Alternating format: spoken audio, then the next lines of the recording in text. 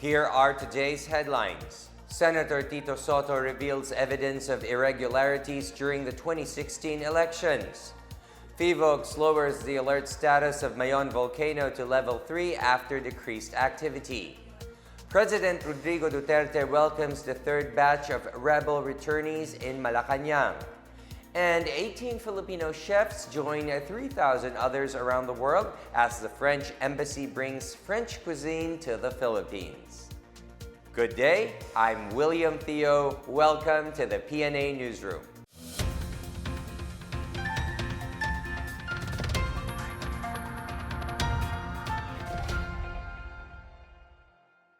Senator Tito Soto claims he received evidence of massive irregularities, including possible cheating in the 2016 elections, and called for an investigation that will look into lapses by COMELEC and automated election provider Smartmatic. Here is our report. Senator Vicente Soto III urged the Senate to conduct an inquiry into the country's automated election system. Soto made the call in a privileged speech, citing allegations of early transmission of votes and remote foreign access to the election server that allegedly altered the results of the 2016 elections. He claimed that alleged transmission activities by vote counting machines started as early as 9 a.m. of May 8, 2016 and continued until 9 a.m. the following day prior to the official conduct of the elections. He also alleged that the country's election servers were accessed, copied, and submitted remotely to a server in the U.S. Soto said that these issues cannot be ignored as it weakens the propriety of the automated election system. Soto said aside from the full extent of these irregularities, an investigation would determine who would benefit or who may have been unfairly affected by the incident. While Smartmatic has been the country's automated election provider since 2010, doubts have been constantly cast about its track record. For the PNA Newsroom, I'm Janice Cave. The government plans to buy more marine vessels that could be used for scientific research and exploration of the Philippine rise. Presidential spokesperson Secretary Harry Roque said President Rodrigo Duterte had discussed the matter with his cabinet members during last Monday's cabinet meeting. Roque said the initial plan was to use Malampaya funds to buy the maritime research vessels. Finance Secretary Carlos Dominguez has assured that the government has money to buy marine survey ships. President Duterte, meanwhile, issued a directive emphasizing the Filipino sovereign rights in the Philippine rise just east of Luzon. During last month's cabinet meeting, Duterte ordered to stop all marine research and explorations by foreign scientists in the Philippine rise. In 2012, the United Nations on the limits of the continental shelf declared the Philippine rise, known as Benham Rise, as part of the Philippine territory. Chief Justice Maria Lourdes Sereno has a little over a week to prove that her appointment to the top post in the Supreme Court has any legal basis. Here is our report. The Supreme Court ordered Chief Justice Maria Lourdes Sereno to comment on the quo warranto petition filed by the Office of the Solicitor General seeking to nullify her appointment. SC spokesman Theodore Tess says the magistrates gave Sereno 10 days to submit her comments on the petition filed by Solgen Jose Calida. In a 34-page petition for quo warranto, Calida seeks to declare Sereno's appointment as void and oust her from the judiciary's top post. A quo warranto proceeding is an action by the government against a person who unlawfully holds a public office or holds a position where he or she is not qualified. Calida insists a quo warranto proceeding is a proper remedy to question the validity of Sereno's appointment. House Majority Leader Rodolfo Fariñas, on the other hand, says the House may have to wait for the SC's move before the plenary voting on her impeachment. Fariñas says the soonest possible time to put the complaint to a vote is May 14 before Congress adjourns for the Lenten break. Senator Panfilo Lacson, meanwhile, urges senators to refrain from commenting on the quo warranto case filed against Sereno. Lacson says any comments on whether to retain or oust Sereno may be construed by the public as biases. For the PNA Newsroom, I'm Rom Dulfo. Prices of goods remain generally stable across the country despite higher taxes imposed by the train law. Trade Secretary Ramon Lopez said they have seen no dramatic increase in prices of goods as feared by consumers.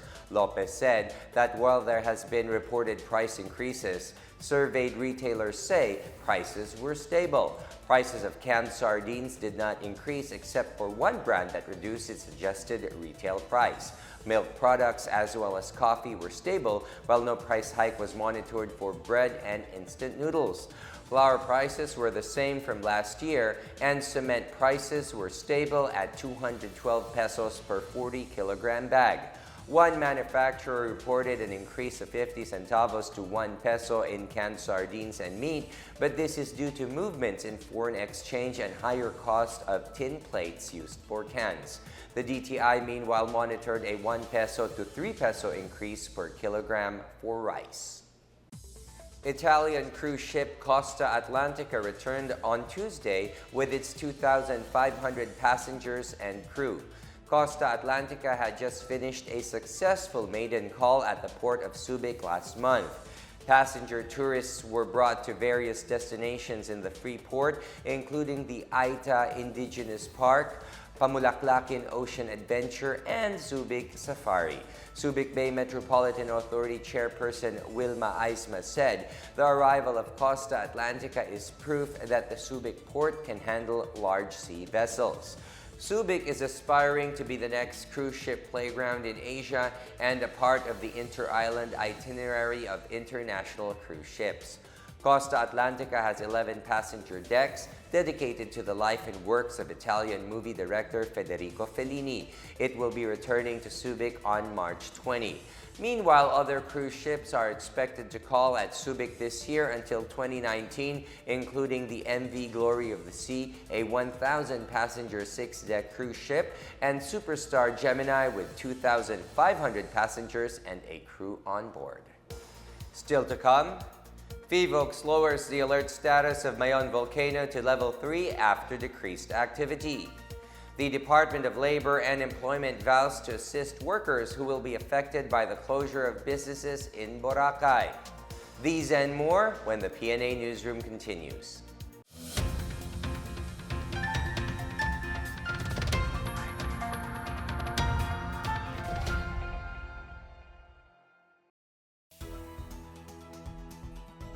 So welcome to the new ASEAN Training Theater. All our government information officers can now go to Manila and feel proud for their government information facility.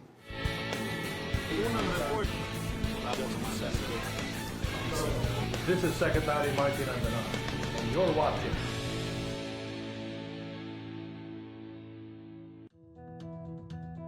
Apart from being number 1 in affinity for FM2, 104.3, and number 7, ito pong ating AM radio station, 738 AM, RP1.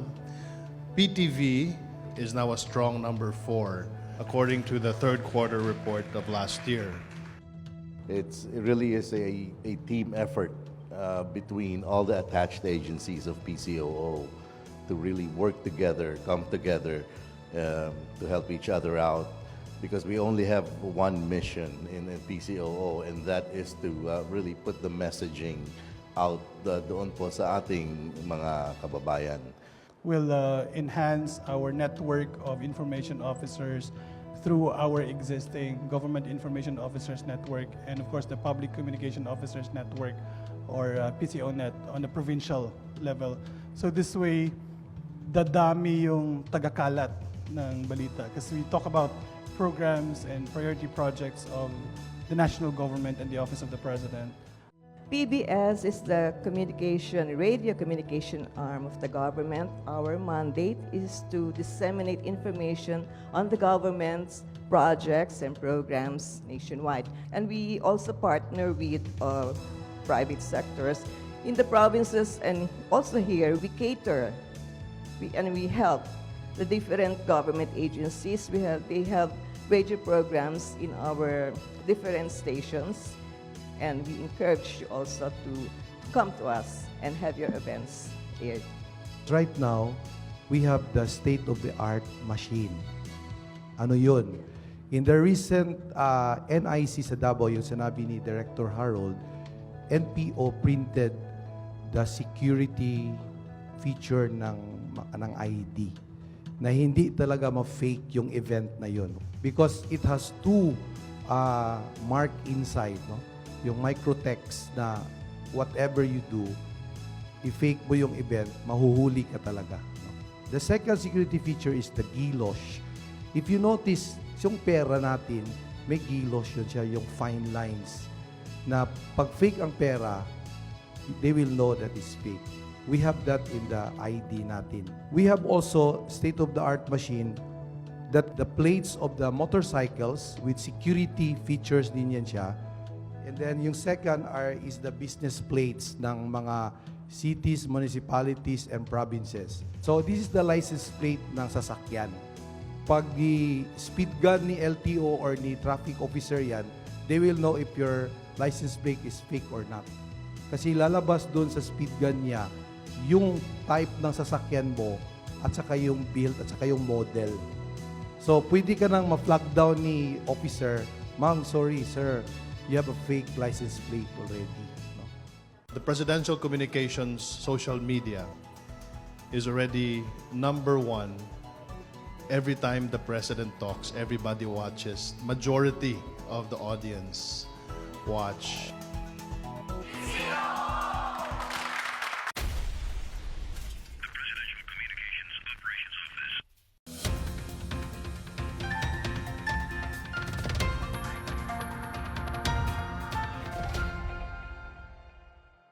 Mayon volcano's alert status has been lowered to level 3, but authorities warn that the volcano may still show signs of erupting. Here is our report.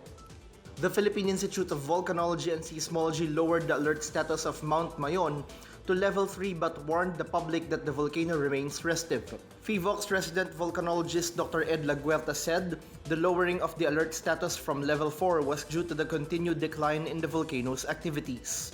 Fewer ground deformation, rockfalls, earthquakes, and gas emissions have been recorded, but Laguerta emphasized that these signs do not guarantee that no further eruptions will take place. Laguerta added that the volcano can be expected to continue generating volcanic earthquakes, magmatic gas output, and weak surface processes, and cautioned that the alert status may be raised again to level 4. PHIVOLCS clarified that if there is a noticeable and persistent downtrend in Mayon's activities, then the alert status may further be lowered to alert level 2. The public is still warned to avoid entering the 6-kilometer permanent danger zone. Following these developments, Albay Governor Al Francis Bichara issued an advisory for the full decampment of evacuees living inside the 8-kilometer and 7-kilometer radius buffer zone, while the remaining evacuees inside the 6-kilometer radius of the volcano shall remain in the evacuation centers. In a report by the Albay Public Safety Emergency Management Office, there are 2,666 families or 10,836 individuals who will remain in evacuation centers. For the PNA Newsroom, I'm Benj Bondok. Over 25,000 passport applicants have been served by the Department of Foreign Affairs since the launch of the Passport on Wheels last January 15. The Passport on Wheels has been to 12 cities, 8 municipalities in Metro Manila and Luzon. It has also served the employees of the Bangko Sentral ng Pilipinas main office in Manila. The DFA will soon open additional consular offices in key cities and provinces and implement an electronic payment system to meet the huge demand for 10-year passports. In addition to tens of thousands already served, the Saturday operations of the DFA as main office in Asiana in Parañaque serves another 3,500 applicants per week. President Duterte commended Filipino women entrepreneurs for contributing to the continuing growth of the economy and promised to support the development of small and medium enterprises or MSMEs. Here is our report. To all women entrepreneurship today here present, I am grateful to all of you for being critical drivers of a country's economic growth, and I assure you of the government's support to promote MSME development and our untiring commitment to provide a conducive business environment. With this, President Rodrigo Duterte thanked the country's entrepreneurs for their great contribution to the booming economy and vowed full support for the development of small and medium enterprises. During the 10th Filipina Entrepreneurship Summit, Duterte said he will work to double the budget being allotted for SMEs development. The president recognized empowered women as active contributors to the development of SMEs, which accounts for more than 68% of jobs in the country. He said his administration's massive investment in its infrastructure project, dubbed Build, Build, Build, would further boost the SMEs development. Duterte also said his administration will make the country's SMEs globally competitive, productive, resilient, sustainable, and dynamic before 2022. The U.S. News and World Report released a survey indicating the Philippines is the top country among the best countries to invest in for 2018. For the PNA Newsroom, I'm Janice Cave. Maluso Town in Basilan received about 7.4 million pesos worth of infrastructure and livelihood from the autonomous region in Muslim Mindanao.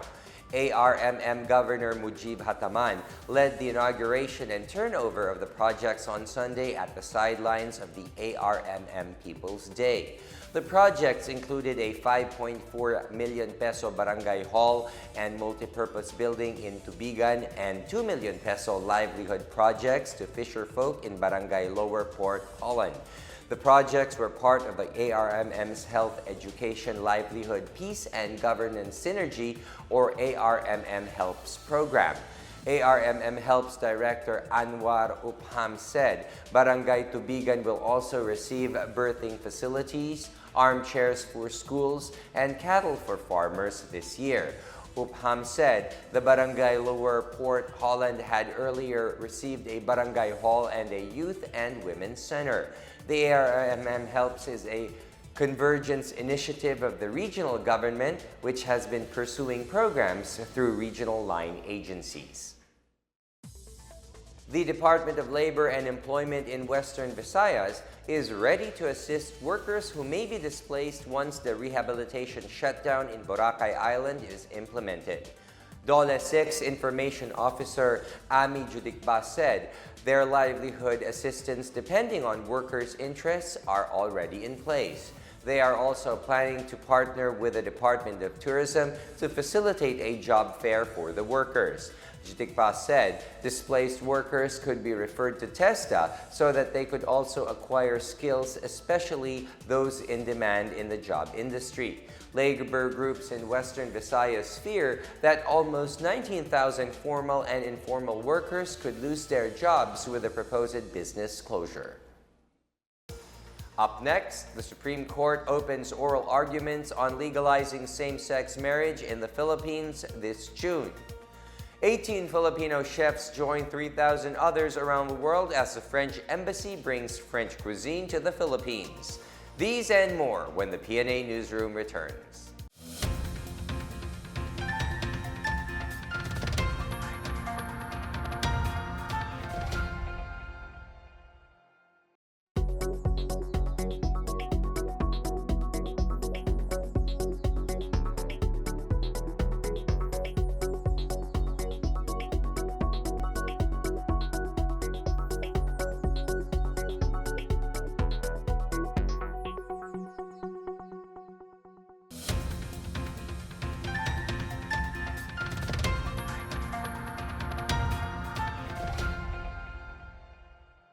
The third and final batch of rebel surrenderers joined President Rodrigo Duterte for dinner in Malacanang and given a feel of living in peace under the government. Here is our report.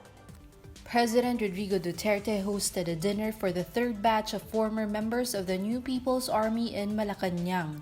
The group comprises of 188 surrenderers from Soc-Sargen, Caraga, and Davao region. They are part of the 683 former rebels who met the president in Davao City last December and the last of 3 batches to visit Metro Manila. Before meeting the president and other ranking military leaders, the former rebels were toured around Luneta Park and Intramuros for a historical and heritage trip.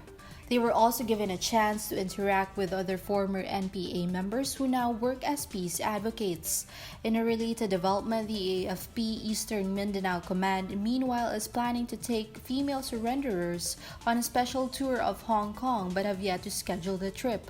The tour is part of the AFP and the government's commitment to give the former rebels a feel of a peaceful way of life, which is different from the armed hostilities advocated by the NPAs and their leaders.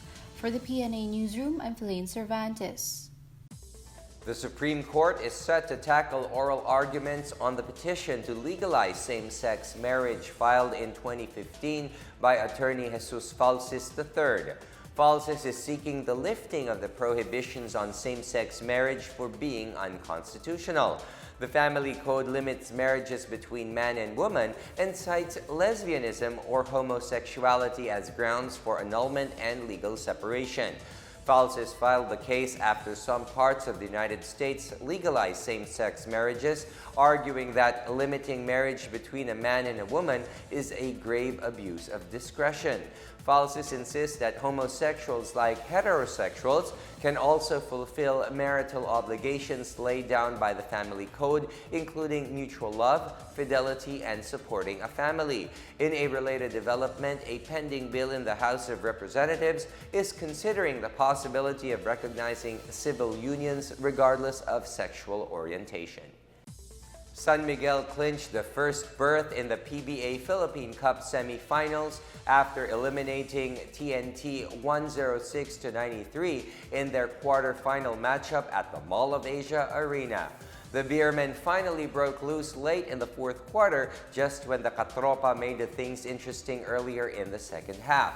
SMB lost their halftime lead, with TNT pouring it on and staying in pace with the Katropa for most of the fourth quarter.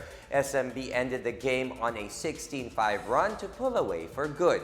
Junmar Fajardo dominated for the Beermen, who will await the winner of the Barangay Ginebra Rain or Shine series in the semis with 35 points, 11 rebounds, 1 assist, and 2 blocks. Arwin Santos came close to a rare 5x5 with 15 points, 7 rebounds, 4 assists, 4 steals, and 4 blocks. Marshall Lassiter added 20 points, 5 rebounds, 2 assists, and 2 steals. Jason Castro and Troy Rosario each chipped in 19 markers for the Katropa. 18 Filipinos are joining 3,000 other chefs as the government of France brings the best of French cuisine to tables in the Philippines and around the world. Here is our report. The French Embassy to the Philippines is urging Filipinos to take part in the annual Coup de France, or Good France, the largest French dinner in the world, on March 21. Good France was launched in 2015 by the French Ministry of Foreign Affairs and French chef Alain Ducasse to promote the French gastronomy and culture worldwide. The concept was inspired by Auguste Escoffier's Epicurean dinners to serve the same menu on the same day in several world cities for as many guests as possible.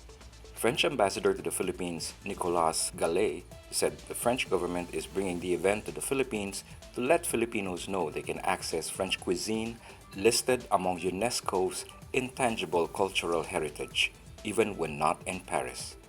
18 chefs from the Philippines have been selected by an international committee led by Ducasse to join 3,000 other chefs from all over the world to serve a special French menu to their respective establishments on March 21, 2018. The number of participating chefs in the Philippines continues to grow from 6 in 2015 to 18 this year. The proposed menu is composed of a traditional French aperitif with finger food, a starter, 1 or 2 main courses, a cheese platter, and dessert, all accompanied by French wines and spirits. For the PNA Newsroom, I'm Abs Abando. Let's now check out the weather forecast for Metro Manila and the rest of the country.